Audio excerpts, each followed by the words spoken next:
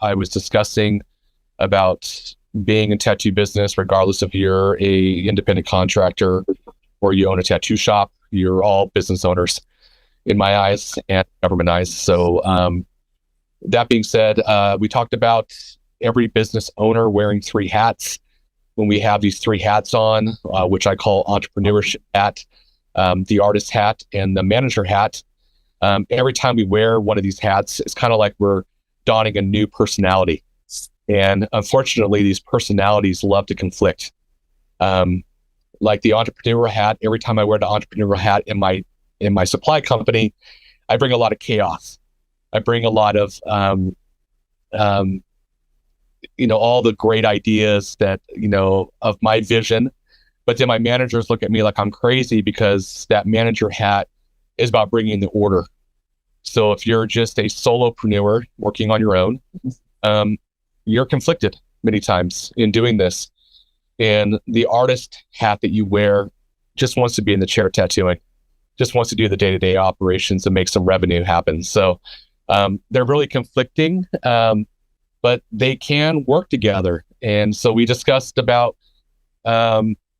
building in systems. Some of the greatest tattoo shops out there, they're not dependent on the great artists to really make themselves great. They're really systems oriented.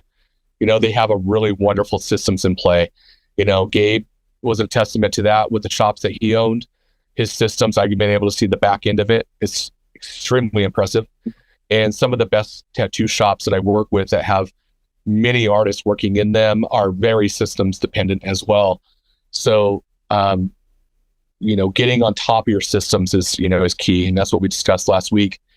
I also discussed some of the most, guiding principles that for a really great tattoo shop to happen. Number one being a well-defined system, our creation, what we're doing. And that's every department of our company, from how we communicate with clients to how we clean our studios, to how we train other people. These are all, part of our systems. The second, documentation. We got to document all this stuff down. I always like to document in a way that I could easily train another person to do. So when I'm really defining my notes, I need to make sure that it's relatable, in doing this. So it's great to go ahead and brainstorm all that stuff down, but then refining it is, is the next step.